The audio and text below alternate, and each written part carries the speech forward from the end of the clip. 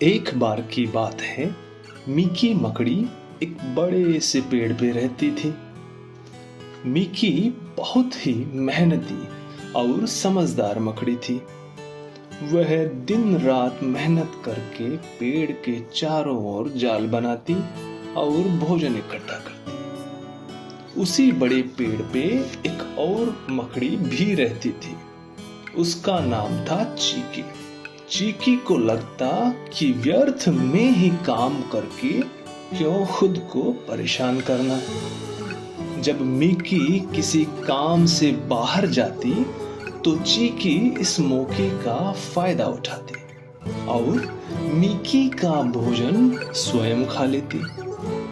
ऐसा करके चीकी का समय अच्छा गुजर रहा था और बेचारी मिकी जान ही नहीं पा रही थी कि उसका भोजन जा कहाँ रहा है। और कई बार तो मिकी को भूखे पेट भी सोना पड़ा। पर चीकी की ये सब हरकतें पास ही के पेड़ पे रहने वाला मोलू मकड़ा हर रोज देख रहा था। मोलू ने कई बार मिकी को सब कुछ बताने की कोशिश भी की, पर मिकी तो अपने ही रोज के कामों में जुटी रहती। समय गुजरता गया और एक दिन तेज बरसात हुई। तेज बारिश के कारण पेड़ की वो डाल भी टूट गई जिस पे चीकी का जाल था। पहले तो चीकी को कुछ समझ ही नहीं आया कि आखिर क्या हुआ।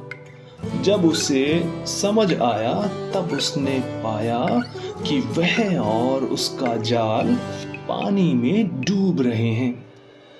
उसके चारों ओर पानी ही पानी था।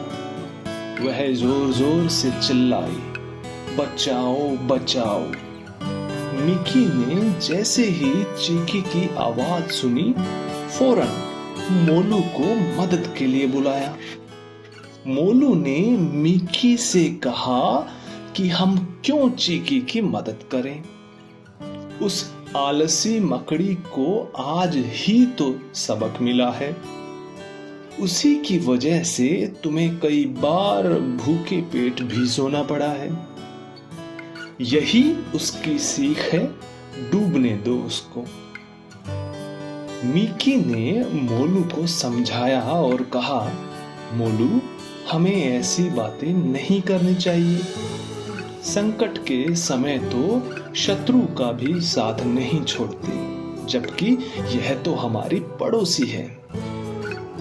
मोलू ने मिकी की बात मानी और एक बड़ा सा पत्ता चीकी की ओर पानी में फेंका और पहले से तैयार मिकी ने तुरंत जाल फैलाकर बहती चीकी को पत्ते के ऊपर खींच लिया और उसे सुरक्षित बाहर निकाल लिया। चीकी डर के कारण बेहोश थी, पर जैसे ही होश में आई उसने मिकी को अपने पास पाया।